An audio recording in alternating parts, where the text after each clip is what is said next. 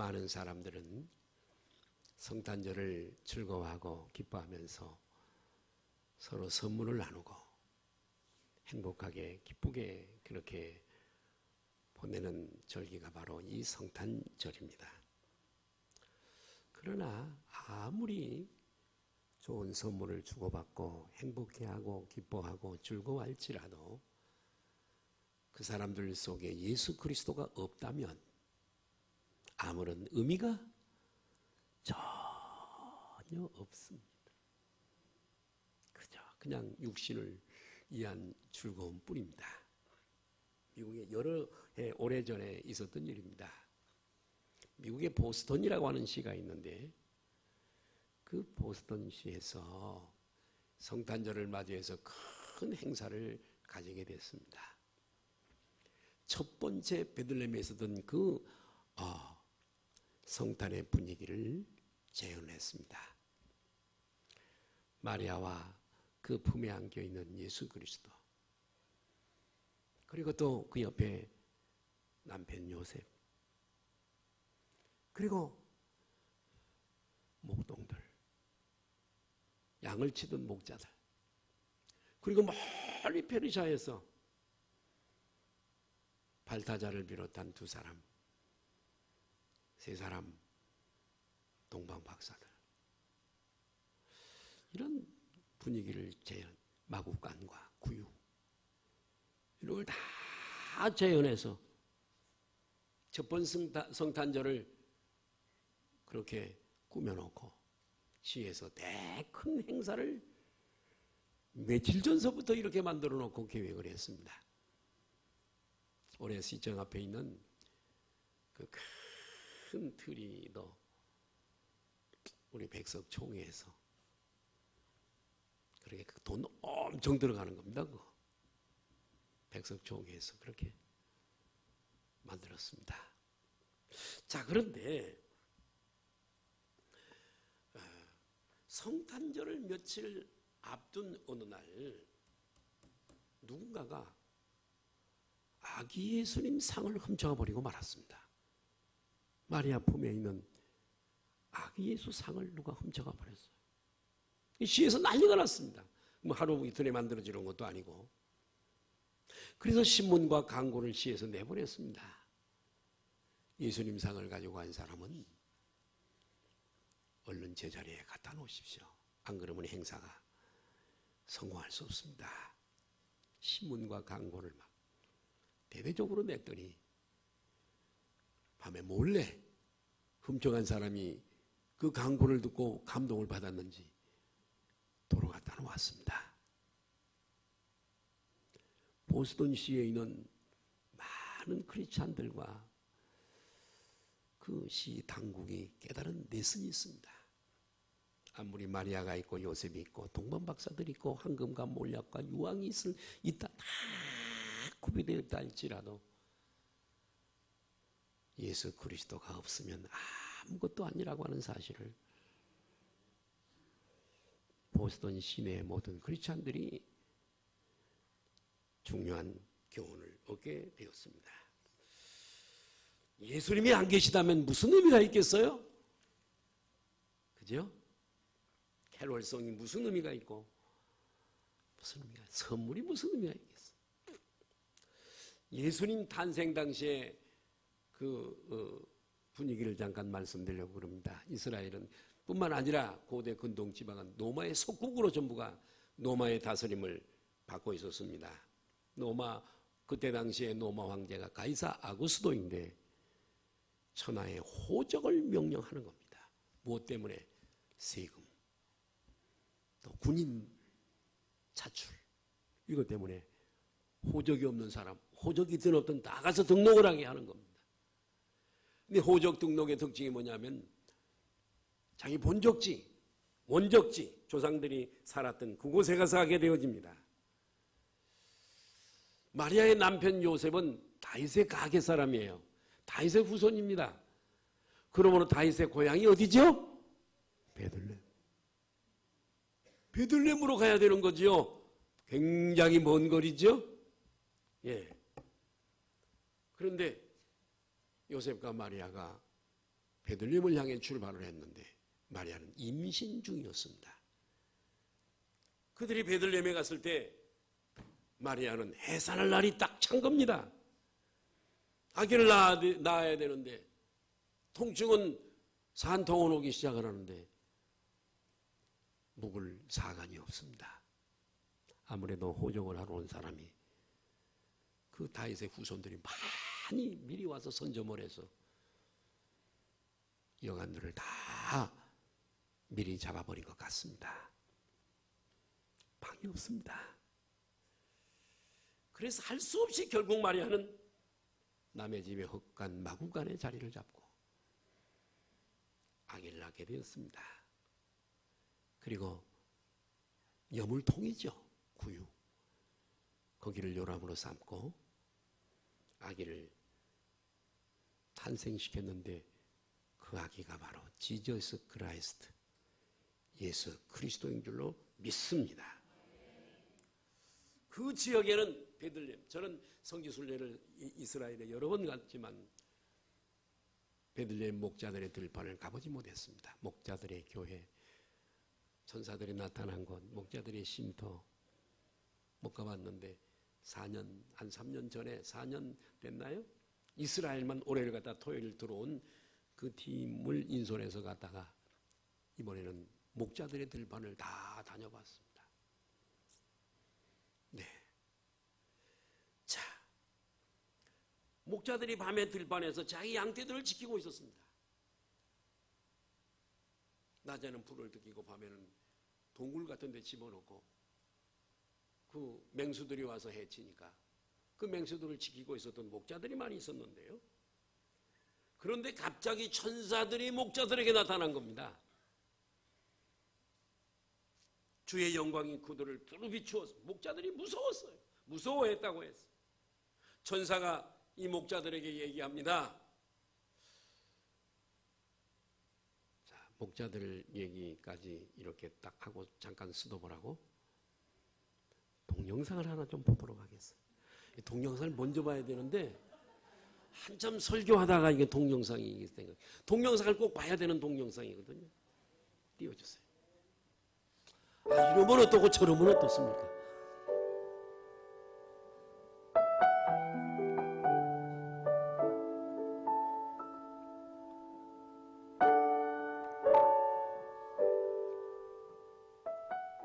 저희 아내하고 연애할 때 제 아내가 가난한 저를 굉장히 잘 챙겨줬어요. 그러면서 옷도 사서 입히고 신발도 막 사서 신기고, 그리고 하루는 아내가 그 굉장히 좋은 목도리를 이렇게 가져와서 저한테 제 목에 이렇게 둘러주면서 이야기하더라고요.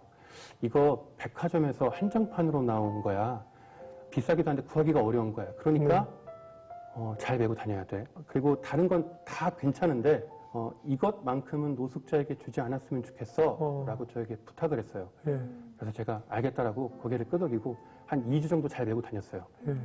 그때 당시에 제 아내가 그 논현동 살 때여서 이제 또 아내를 만나려 이제 강남 쪽으로 걸어가는데요. 강남역으로 걸어가는데 저 멀리서 노숙인이 오는 게 보이더라고요. 그래서 제가 순간 움찔했어요. 또 이거 안 되는데. 이거 벗어지면 큰일 나는데. 뒤돌아서 갈까도 했는데 그냥 이미 제가 가고 있었어요. 맞닥뜨려서 보니까 백발이 성성한 어르신인데 깡마르신 어르신이 얇은 전파 하나 걸치고 덜덜 떨고 계시더라고요. 그래서 제가 목도리를 벗어서 목에 이렇게 감아드렸어요. 목에 감아드리니까 이분이 이렇게 저를 한번 쓱 보시더니 이렇게 목례를 하시고 뒤돌아서 강남역 방향으로 가셨어요. 제가 그 모습을 한참을 바라봤어요. 제 시야에서 사라질 때까지 바라봤어요. 왜 그랬냐면 목도리가 아까워서 바라본 게 아니라 저분이 왠지 예수님처럼 보였어요. 저한테 찾아온 노숙인이 예수님처럼 보여서 한참을 바라봤습니다. 그래서 제가 이제 깨달은 거예요. 그러니까 예수님이 내가 보고 싶을 때 저 하늘이 아니라 낮은 데를 보면 돼. 내가 보고 싶으면 낮은 데에 있는 지극히 작은 자들을 찾아가면 돼. 그러면 그들 중에 그들과 같은 모습으로 하고 있는 나를 만날 수 있을 거야 말씀해 주시는 줄 제가 깨달았어요. 그러니까 이제 그때부터는 신앙생활하면서 우리가 신앙생활 하다 보면 아무리 하늘을 향해 울부짖어도 응답이 없을 때가 있어요. 네. 답답할 때가 있어요. 네. 근데 저는 이제 아는 겁니다. 낮은 데를 가면 돼요. 거기 계세요. 그래요. 가까이 계세요. 그래요. 만나면 엄청난 은혜를 주세요. 그렇죠. 나를 너무 기쁘게 바라보시는 그 주님의 눈빛이 너무 선명해서 제가 부끄러울 지경이에요. 예. 그러니까 주님을 만나는 길은 주님 우리 만나시려고 하늘에서 이 땅으로 내려오셨잖아요. 그 주님은 지금도 여전히 우리하고 함께 하시려고 가장 낮은 데에 있거든요. 그러네요. 높은 데에 있으면 높은 데에 갈 수 있는 사람은 한정적이잖아요. 우리가 만날 수가 없죠. 예. 내가 성공해서 영광 돌려서 주님 만나겠다. 맞아. 성공하는 사람 별로 없잖아요. 근데 주님은 누구도 노라고 예. 가장 낮은 데 계시거든요. 예. 예. 그 작은 자들을 찾아가서 그들을 만날 때 그들이 곧 예수님이라는 감동을 우리에게 주세요. 네. 그리고 그 은혜로 우리가 주님과 동행하는 삶을 살게 하시더라고요.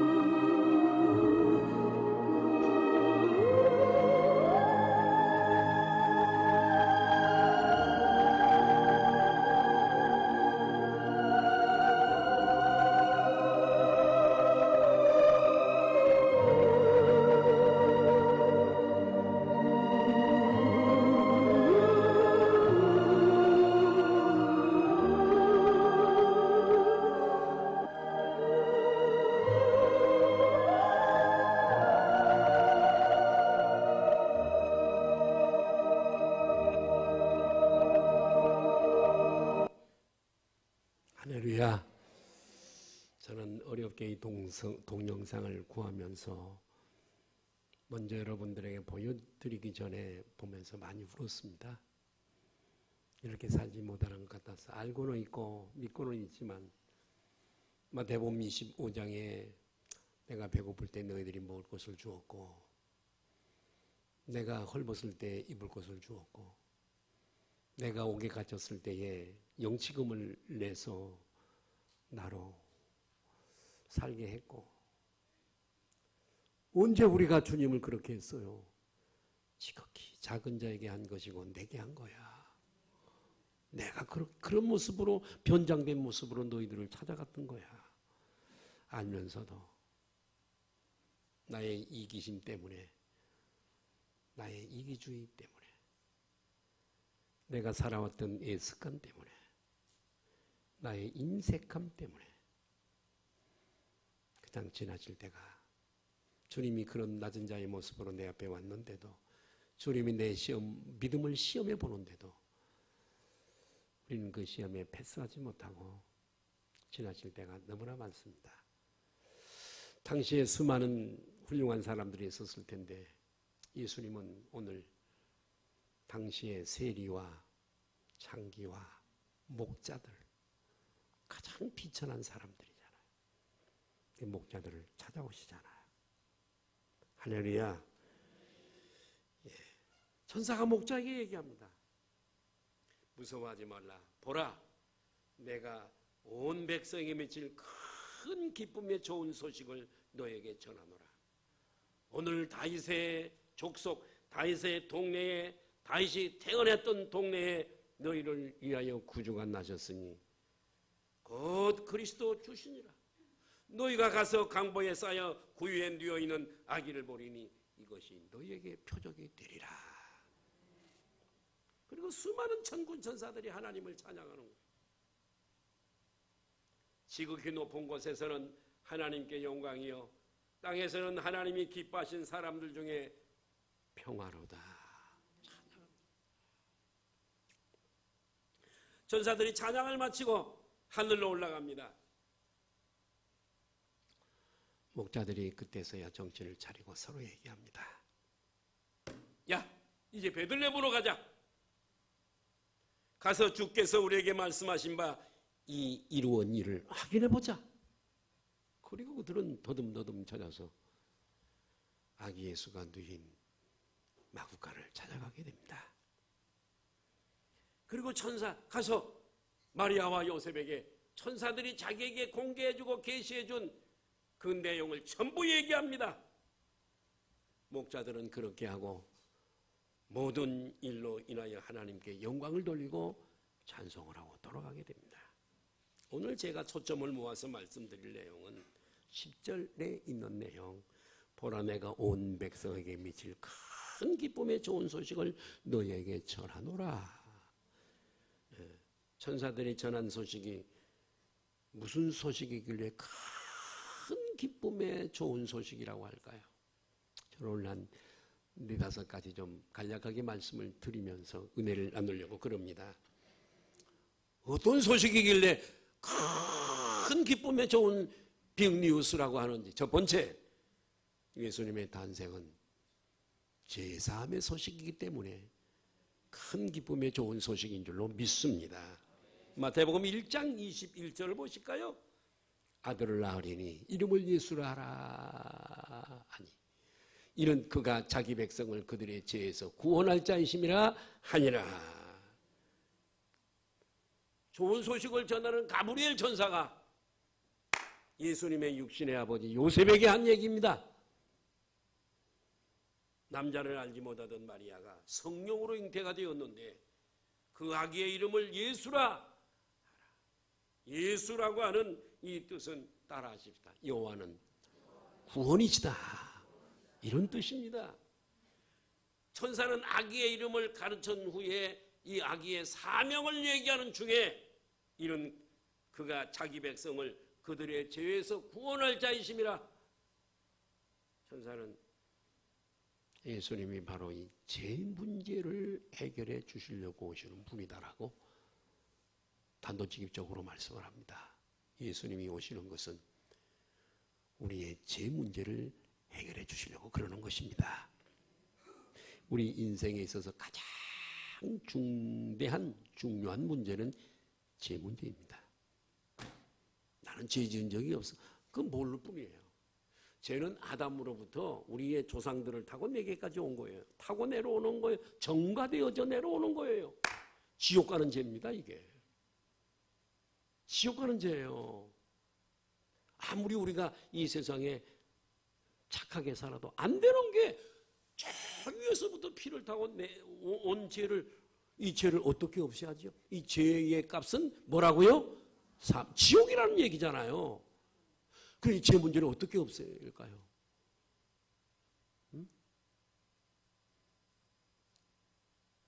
강주 체육관 풀장에다가 소를 좀 많이 잡아가지고 피를 가두어서 거기 가서 목욕을 하면 될까요? 양잿물을 좀 끓여서 마시면 내 속에 있는 죄가 좀 다 씻겨나갈까요? 아니면 슈퍼타이, 하이타이를 강하게 좀 풀어가지고 목욕을 12번 정도 하면 좀 씻겨지는 걸까요? 아니면 평생을 다니면서 좋은 일만 하고 돌아다니면 좀 없어지는 걸까요? 여러분, 죄 문제를 어떻게 하면 좋겠어요? 점점 무덤은 가까이 오고 지옥은 가까우니 이 죄 문제를 어떻게 해요? 그런데요, 예수님이 오신 목적은 저와 여러분들의, 우리가 해결할 수 없는 이 죄 문제를 해결하시려고 오신 줄 믿으시면 아멘 하십시다. 예. 자, 이 성탄이에요, 그게요. 여러분, 한번 물어보겠습니다. 세계에서 가장 비싼 호텔이 어디에 있을까요? 또 얼마, 하룻밤에 얼마 묵으면 될까요? 미국 라스베가스에 제일 비싼 호텔이 있답니다. 하루에 얼마쯤 될 것 같아요? 하루에. 하룻밤 자는데 얼마? 1억 2,800만 원. 하룻밤 주무시죠, 가서. 근데 하루는 안 빌려준대요. 최소한 이틀을 이상을 빌려준대. 그러니까 이틀을 자면 얼마나 계산을 해봤더니 2억 5천만 원입니다. 2억 5천만 원. 돈 많은 중동의 부자들이야 2억 5천만 원 껌값이죠, 뭐. 그래서 수행원들 데리고 가서 자고 그러잖아요. 우리 주님은요, 우주 만물의 주인이세요. 거기 가서 거기서 탄생할 만한 충분한 자격이 되시죠? 그런데도 그분은 그곳에서 태어나지 않으셨어요. 우리의 제 문제를 해결하기 위해서 왕궁이나 7성급 호텔이나 스위트룸에서 태어나지 아니하시고 가장 낮은 마구간에서 말 구유를 요람 삼고 거기에 태어나셨습니다. 예수님은 가장 높으신, 본래 가장 높으시고 존귀하신 분, 어미하신 분, 만왕의 왕이시고 만주의 주이시고 그런 분이 이렇게 낮아지신 줄 믿습니다. 자기를 낮추시되 십자가에 죽기까지 자기를 낮추세요. 왜 주님은 십자가에 죽으시죠? 저와 여러분의 죄를 대신 다 거두어 짊어지시고 우리가 받아야 할 저주와 형벌을 대신 받기 위해서인 줄로 믿습니다. 이사야 53장 5절이에요. 시작. 그가 찔림은 우리의 허물 때문이요 그가 상함은 우리의 죄악 때문이라. 징계를 받음으로 우리가 평안을 누리고 그가 재치게 맞음으로 우리는 남을 입었도다. 주님이 이렇게 상하신 것은 우리의 죄악 때문이래요. 그분이 죄가 있어서가 아니라 우리가 어떻게 할 수 없는, 없이 할 수 없는 그 죄를 대신 지시고 대신 심판을 받아주시고 우리를 깨끗하게 와시하시기 위해서 이 땅에 오신 줄로 믿습니다. 두 번째, 예수님의 탄생은 임마누엘의 소식이기 때문에 그렇습니다. 따라할까요? 임마누엘. 마태복음 1장 23절입니다. 한번 보실까요? 시작. 보라, 처녀가 잉태하여 아들을 낳을 것이요 그의 이름은 임마누엘이라 하리라 하셨으니 이를 번역한즉 하나님이 우리와 함께 계시다 함이니라. 예수님의 또 다른 이름, 지저스 크라이, 예수 그리스도, 예수 이름 외에 또 다른 이름이 하나 있는데 그 이름이 뭐라고요? 임마누엘이라고요. 하나님이 나와 우리와 함께 하신다는 의미를 가지고 있는 그분의 또 다른 이름이 임마누엘이에요. 예. 그래서 예수님의 오심은 하나님이 우리에게 오신 거예요. 따라합니다. 예수님이 오신 것은 하나님이 오신 것이다. 그렇기 때문에 예수님의 탄생은 큰 기쁨의 좋은 소식이 되어지는 겁니다. 영국의 웨스트민스터 사원에는 공동묘지도 있어요. 지하에 왕이 죽거나 아주 유명한 사람들이 죽으면 웨스트민스터 사원에 묻히는데 감리교의 창시자였던 웨슬레도 웨스트민스터 사원에 묻혔습니다. 그 묘비에 몇 가지 글이 적혀 있는데 무슨 글이 적혀 있는가 좀 볼까요? 첫 번째로 세계는 나의 교구다. 여러분 그 그릇이 얼마나 큽니까? 세계가 나의 교구래요. 예? 그가 가진 구령의 열장이 얼마나 큰 것인가를 우리가 알 수 있잖아요. 두 번째, 하나님께서는 당신의 일꾼을 땅에 묻으시나 당신의 일은 계속하고 계신다. 두 번째 문구가 그거였어요. 하나님은 사람을 사용하시지만 특별한 사람에게만 매이지 않으셔. 그 사람이 죽으면 또 교회에서도 마찬가지. 내가 안 하면 교회가 문을 닫고 못할 것 같아도 하나님 따라합니다. 교회는 사람의 교회가 아니라 하나님의 교회다. 나의 몸된 교회라 그러잖아요. 교회는 사람의 교회가 아니라 우리 주님의 교회인 줄 믿습니다. 주님의 교회는 주님이 보장하시고 주님이 책임지시는 거예요. 믿으시면 아멘 하십시다. 예, 특정한 사람에게만 매이지 않는 분, 아무리 위대한 하나님의 사람일지라도 꼭 그 사람만 통해서 일하시는 것이 아니라 또 다른 사람을 통해서 일하시는 하나님이시다. 세 번째, 이 세상에서 가장 좋은 것은 하나님께서 우리와 함께 하신다는 것이다. 임마누엘로 하나님이 우리와 함께 계신다고 하는 거. 예수님은 승천 직전에 제자들에게 이렇게 말씀을 하십니다. 세상 끝날까지 내가 항상 너희와 함께 하시겠다. 우리는 참 좋은 시대에 태어났어요. 얼마나 살기 좋아요. 그죠? 그죠? 우리나라는요, 세계에서요, 정치인들이 정치만 좀 잘해주면 좋겠는데, 세계를 아무리 다녀봐도 우리나라처럼 좋은 나라는 없습니다. 참 좋은 나라예요. 사계절이 뚜렷한 나라고, 아멘. 깨끗한 나라고. 한 스페인 여성이 중국하고 우리 한국을 좀 방문했답니다. 중국에 가서요, 그냥 줄을 안 서고 새치기 하고, 어느 버스를 타고 좀 시외를 가는데 막 급하다고 버스 세워달라고 난리를 치고, 상당히 그 차원이 있는 버스인데 한 사람이 문을 그냥 할 수 없이 정거장이 안에 내려줬더니 막 우수수 내리더니 길가에서 볼 일을 다 보고 세상에 어떻게 이런 나라가 있나. 그래서 그냥 한국으로 왔대요. 일본은 그냥 건너뛰고 중국과 한국을, 아시아를 좀 배우려고 왔다가 한국에 와보니까 얼마나 질서정연한지, 줄을 다 쓰고, 할렐루야, 얼마나 화장실이 깨끗한지, 모든 것들이 막, 식당에 가도 로봇가 와가지고 밥을 다 하는데 세상에 이런 첨단 나라가 어디 있어. 깜짝 놀랐대요. 이런 나라는 없다, 세계에. 정말 그래요. 그리고 또 우리 감사한 건, 이조시대나 조선시대에 우리가 태어났더라면 예수 못 믿고 꼼짝없이 지옥 가야 되는데 참 신앙의 자유가 있고 마음껏 예배드릴 수 있고 예수 믿을 수 있는 이 시대에 태어난 것을 축하드립니다. 옆에 분들하고 인사해요. 정말 축하드립니다. 그런데 예수님이 오셔서 십자가에 죽으시고 부활하시고 승천하시고 어떻게 우리들과 지금 현재 임마누엘 하시냐면, 영으로 오셔서 앞으로 재림에 오실 예수 그리스도보다 먼저 에이전트로 먼저 우리 안에 와 계셔서, 믿으시면 아멘 하십시다. 우리와 임마누엘로 함께 하시는 줄로 믿습니다. 어디를 가도 그분은 나와 함께 하십니다. 여러분, 그러면요 담대할 수 있어요.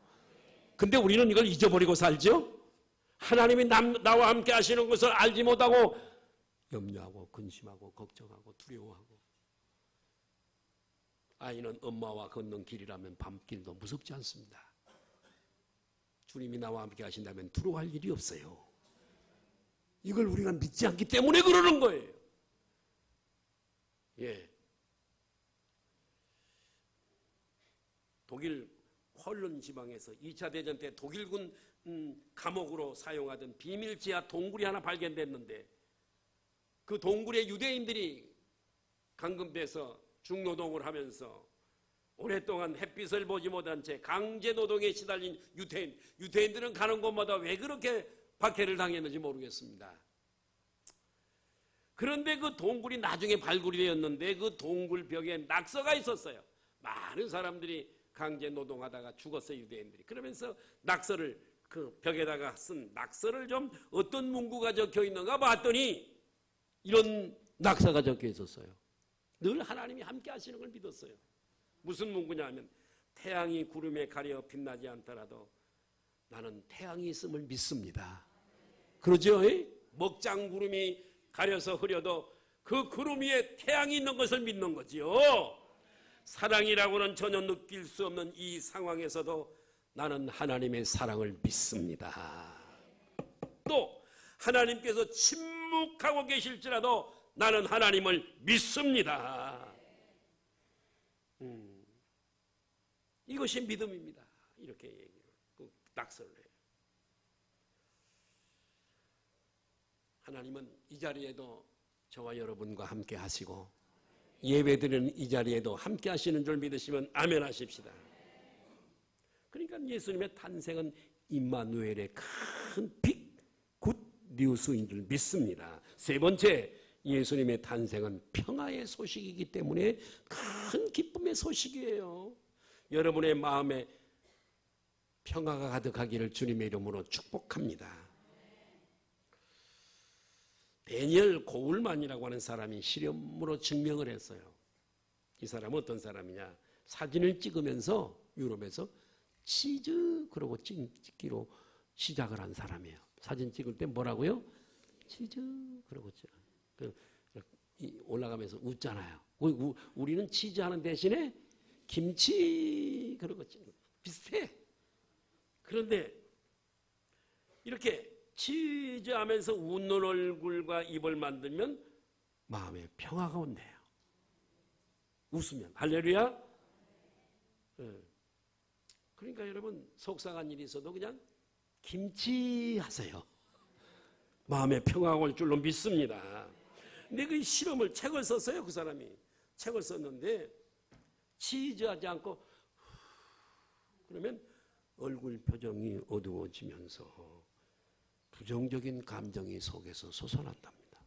한숨을 쉬면. 그래서 휴 대신에 치즈 또는 김치 하면서 웃으면 마음에 평화가 밀려온대요. 그러니까 우리가 내년에 살 때 휴 하지 말고 김치 그러면서 사시기를 바라요. 예수님은 인류에게 평화를 주러 오신 분인 줄로 믿습니다. 누가복음 2장 14절이에요. 시작. 지극히 높은 곳에서는 하나님께 영광이요 땅에서는 하나님이 기뻐하신 사람들 중에 평화로다. 역사학자 윌 드란이라고 하는 사람의 역사 연구의 책을 보면 주전 1500년 전 사람 모세 때부터 지금까지 약 3400년의 세월이 흘렀는데요. 그 중에 정말 전쟁이 없는 세계 지구촌에 평화가 있었던 해는 268년밖에 되지 않는답니다. 3400년 중에 268년만 평화가 있었대요.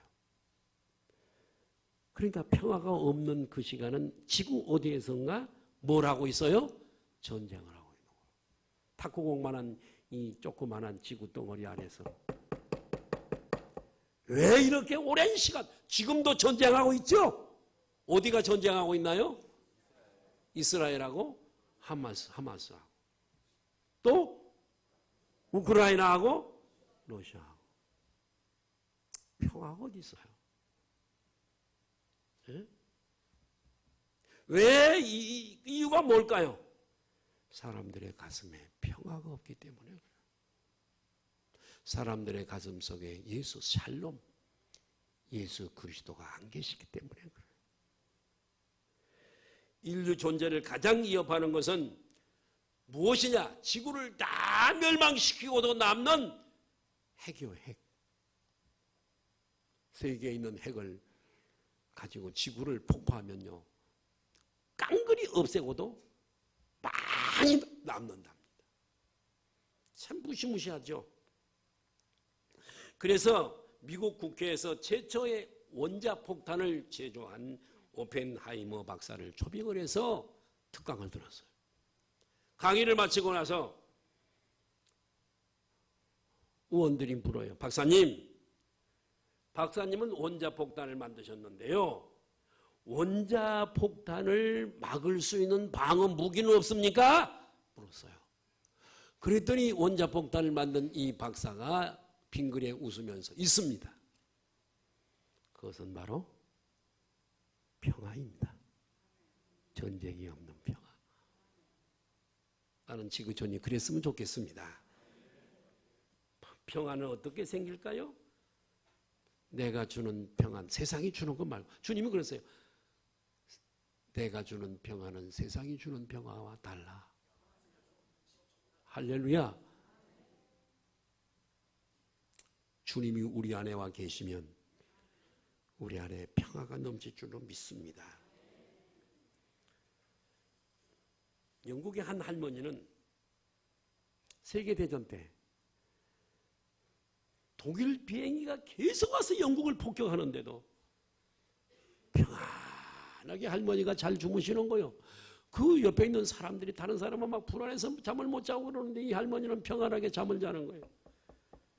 아니, 어떻게 폭격 속에서 그렇게 평안히 주무십니까? 그랬더니 할머니가 하는 대답이, 저는 매일 밤마다 기도하면 항상 하나님께서 나를 지켜주신다고 하는 확신을 가지고 잠을 들기 때문에 나는 편안하게 잘 수가 있습니다.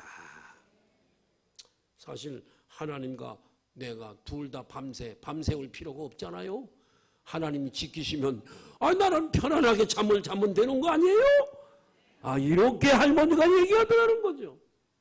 둘 다 깨어있을 필요가 없어. 와, 네 번째, 예수님의 이 탄생의 소식이 왜 빅뉴스냐, 가장 큰 소식이냐면 예수님의 탄생은 생명의 떡의 소식이기 때문에 그렇습니다. 할렐루야. 예수님이 태어나신 곳이 어디죠? 베들레헴. 베들레헴은 예루살렘으로부터 7.2km 떨어져 있어요. 나사렛, 예수님이 자라신 동네 나자렛에서부터는 144km가 떨어져 있어요. 상당히 멀죠, 거기서는요. 북쪽이니까요, 나사렛 쪽. 그래서 유대 땅은 비교적 좀 박토들이에요. 사막이 많습니다. 그런데 베들레헴은 비옥해요. 그래서 그 목초지가 좋습니다. 그래서 양떼를 많이 길러요. 그런데 이 베들레헴이라고 하는 뜻의 의미가 중요합니다. 따라합시다. 떡집이에요. 중요하죠? 그러니까 예수님은 여러분 생명의 떡으로 오셔서 떡집에서 탄생하신 줄 믿습니다. 우연이 아니에요. 하나님은 이렇게 역사하신 거예요. 예. 예수님은 자신이 생명의 떡이시며 이 떡을 먹으면 영생한대요. 원래 성찬식이라고 하는, 내가 그렇게 한번 언제 성찬식 하고 싶어요. 잘라서 먹는 것보다 큰 식빵 하나 크게 만들어가지고 요 앞에다가 놓고 와서 뜯어서 배고픈 사람은 좀 더 뜯어 먹고 배가 안 고픈 사람은 조금 뜯어 먹고 뜯어서 찢어지는 이걸 보면서 먹었으면 좋겠어요. 네, 한번 그렇게 해야 돼요. 언제 내가 그렇게 한번 할 거예요. 의미가 커요. 예수님은 생명의 떡이세요.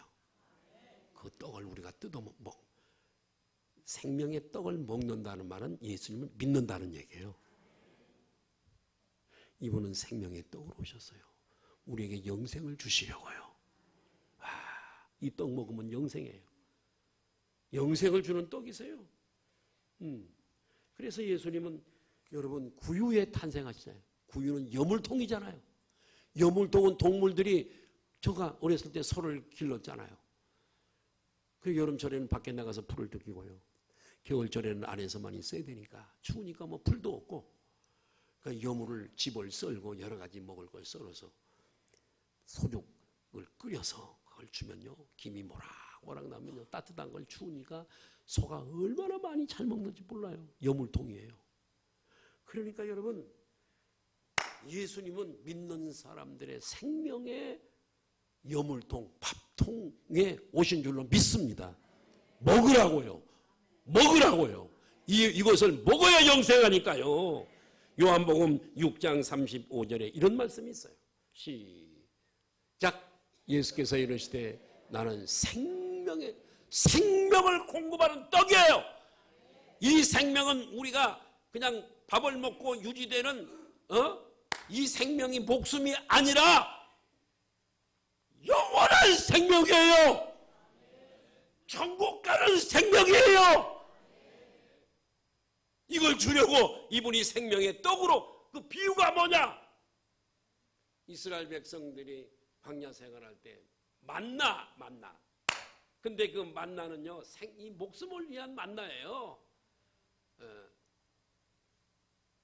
그러나 예수님은 산 떡으로, 생명의 떡으로 오셔서 그분을 믿는 자는 영생할 줄로 믿습니다. 자, 다섯 번째로 예수님의 탄생은 약한 자에게 소망이 있기 때문에 큰 소식이에요.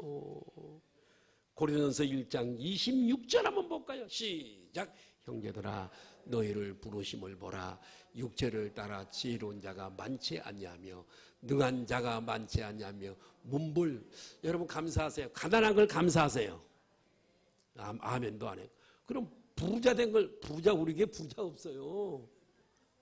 다 한 가정 내가 기도하잖아요. 성가대 부자 손 들어봐. 미치 손 들어봐. 없어요. 우리 교회 부자가 없어요. 네. 아무리 봐도. 그런데 감사해요. 보자고요. 형제들아 너희 부르심, 하나님이 너희 콜링한 거 봐라. 육체를 따라 지혜로운 자가 많지 않아. 서울대학교 나온 사람이 많지 않아. 능한 자가 많지 않아. 문벌 좋은 자, 공부 많이 한 사람 많지 않아. 하나님은 약한 자를 위해서 오셨어요. 그렇다고 부자라고 천국 못 가는 거 아니에요. 부자라도 심령이 가난하면 돼요. 예, 예수님은 약한 자의 주님이세요. 따라합시다. 예수님은 약하기 때문에 그분을 의지하게 되는 거예요. 돈이 수백억, 수조 있어 보세요. 예수님 믿나? 돈 믿지. 내가 마음대로 쓸 수 있고 마음대로 누릴 수 있는데 그분이 왜 필요해요? 예수님의 육신의 부모인 요셉과 마리아 얼마나 가난합니까? 신약기도에 때 제가 말씀드렸죠. 난지 8일이 되면 성전에 가서 결례를 따라 제물을 드리잖아요. 부자는 양을 드려요. 전 부자들은. 가난한 사람들은 비둘기 드려요. 물어볼게요. 마리아와 요셉은 이 아기 예수 결례를 따라 갔을 때 양을 드렸을까? 소를 드렸을까? 비둘기를 드렸을까? 비둘기를 드렸다는 말은 그 집이 부자라는 얘기예요? 가난하다는 얘기예요? 가난해. 카펜터 목사가 목수가 뭔 부자겠어요? 가난했어, 가난해. 여러분, 가난은 저주가 아니에요. 그래서 주님을 만나게 되는 거예요.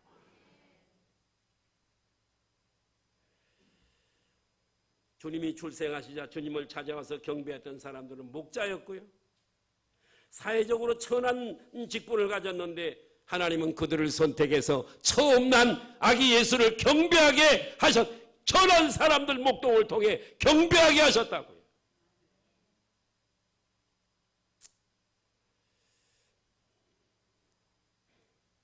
러시아의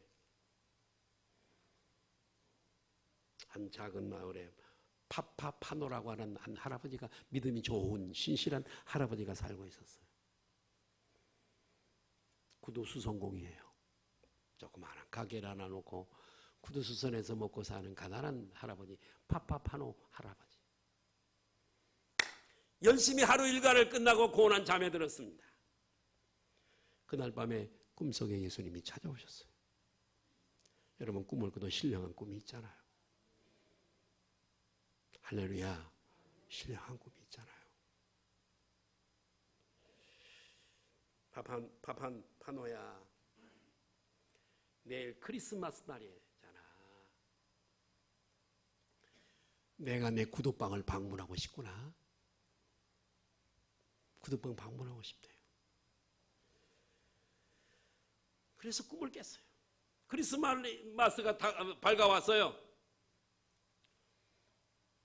예수님의 방문을 약속받은 이 할아버지는 가게로 달려가서 예수님 맞을 준비를 했어요. 청소하고 깨끗하게 하고 크리스마스 때만 특별히 쓰는 커피 주전자를 꺼내서 반짝반짝 눈이 나게 닦고 난로 위에 올려놓고 차를 준비하고 구두를 잘 정리하고 구두방을 청소하고 예수님 맞을 준비를 완전 무결하게 했어요. 할아버지가. 준비를 마치니 파파파노 할아버지가 아무리 밖을 봐도 예수님은 오시지 않아요. 딱 보니까 건너편에 청소부 아주머니가 하나 청소하고 있는 거예요. 할아버지는 길 건너편에 그 청소부를 향해 소리를 쳤어요. 여보세요? 여기 따뜻한 데 일을 좀 들어오세요. 그리고 추운데 몸 좀 녹이고 그 닦아놓은 그 차를 끓인 그 주전자를 일본어로 약강이라 그러는데 그 주전자에 커피를 끓여서 차를 대접하는 거예요. 추운데 청소하던 그 아주머니가 얼마나 맛있게 잘 마시고 고맙다고 인사를 하고 갔습니다. 점심때가 되도록 창밖에는 예수님 보이지 않아요. 대신에 조금 있으니까 누더기 옷을 걸쳐 입은 한 여인이 홀 이불로 아기를 감싸고 안고 가게 앞을 지나가는 거예요. 파파파노 할아버지는 그 여인을 축이 여겨 문을 열고 가게 안으로 들어오게 했어요. 할아버지가 아기의 발을 보니까 빨갛다 못해 파랗게 추워서 아기가 그렇게 되어 있어요. 아기가 신발이 필요할 텐데 어떤 일인지 몰라도 할아버지는 지난밤에 아기 신발 하나를 만들어 놨는데 그 아기 신발을 아기에게 딱 신겨보니까 딱 맞아 선물을 줬어요. 아기도 웃고 엄마도 웃고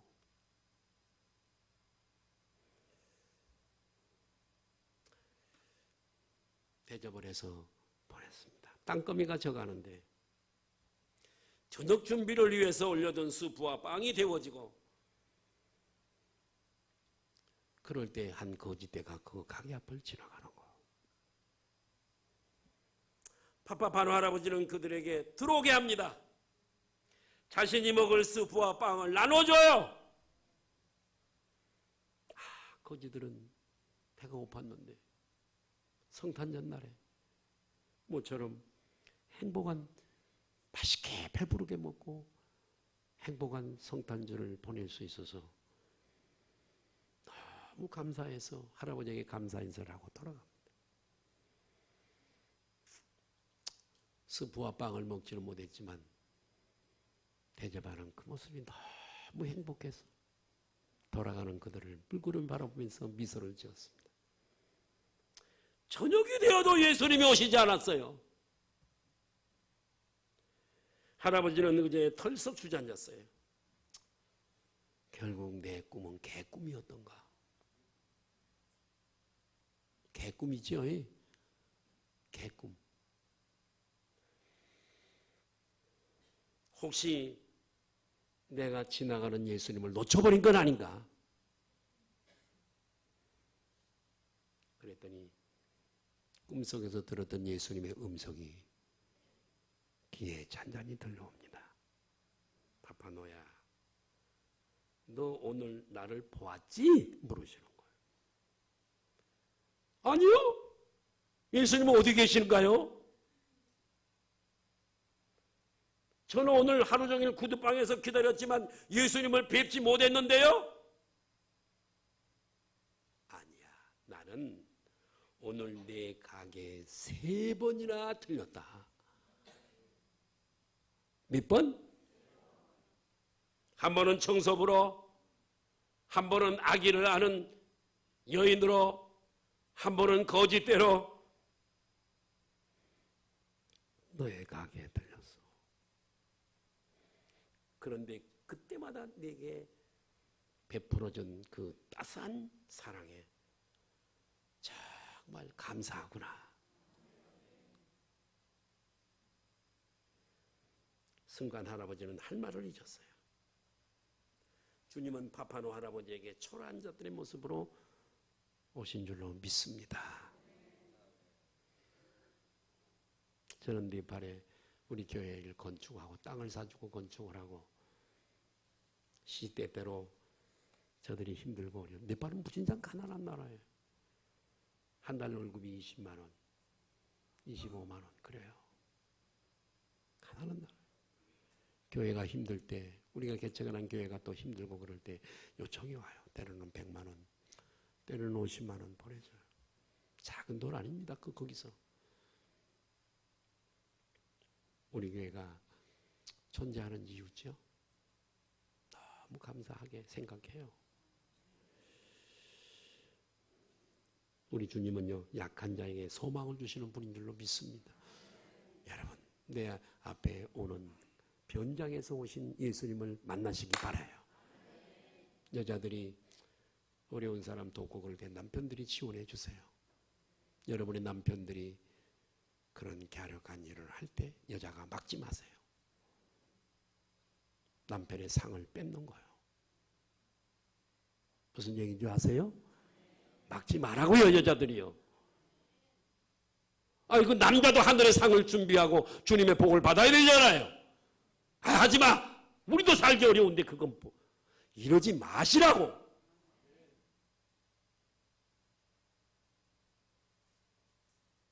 주님의 말씀이 사실이라면 마태복음 25장에 내가 배고플 때 먹을 것 주었고 지극히 언제 우리가 그랬어요? 그런 적 없어요. 지극히 작은 자에게 한 것이 나의 한 것이야. 원종수 장로 얘기를 하고 마치려고 그래요. 미국에서 최고의 암 박사로 암 센터를 운영하고 있잖아요. 자살하려고도 하고 그랬어요. 그리고 어머니가 너무 믿음이 좋은 거예요. 한 번은 어머니가 거지 할아버지를 데리고 와서 옷도 겨울인데 막 얇게 입고 더러운 옷을 입고 몸도 막 더럽고 그러는데 어머니가 혼자 된 어머니가 거지를 데리고 와서 종수야 할아버지 좀 밀어드려라. 큰 통에다가 뜨던 물을 데워서 겨울에 그래서 원종수가 다 이렇게 씻고 다 그랬더니 어디서 찾아왔는지 어머니가 새 옷 같은 옷을 한 벌 딱 주고 그 원종수가 때를 미는데 그 거지가 아이고 시원하다 아이고 시원하다. 어머니가 목욕을 다 마치고 옷을 그렇게 입히고 대접을 했답니다. 누구를 대접한 거죠? 예수님을 대접한 거래요. 예수님을 대접한 거예요. 내가 아는 한 목사님이 개척교회 할 때입니다. 개척교회가 얼마나 어려운 줄 아세요? 먹을 것 걱정을 해야 돼요. 그래서 저는 했냐마다 한 20년 된 것 같아요. 시골에서 우리 처남이 농사 짓는 그 쌀을 가지고 와요. 그래서 겨울에 쌀 걱정을 하는 목사님들에게 거의 40kg씩을 줘요. 처음에는 80kg를 줬는데 지금 여럿이 나누기 위해서 40kg씩을 이렇게 줘요. 얼마나 고마워하는지 몰라요. 그게 얼마나 더 할지 모르겠습니다만 올해도 그렇게 했어요. 이건 교회에서 하는 게 아니고요. 저 개인이에요. 너무 기뻐요. 너무 기뻐요. 혹시 쌀이 없어서 밥을 못 드시는 분이 있으면 저에게 말씀해 주세요. 오늘 설교를 마칩니다. 예수님의 탄생이 왜 기쁜 소식일까? 제사함의 소식이기 때문에 임마누엘 나와 함께 하시기 위해서 오신 것이기 때문에 평화에서 아멘 하나님과 나와의 화목되어지고 평화가 이루어지지요. 예수님이 와서 계시면 우리 속이 우리 심령이 세상이 주는 평안이 아닌 평화가 충만하겠죠.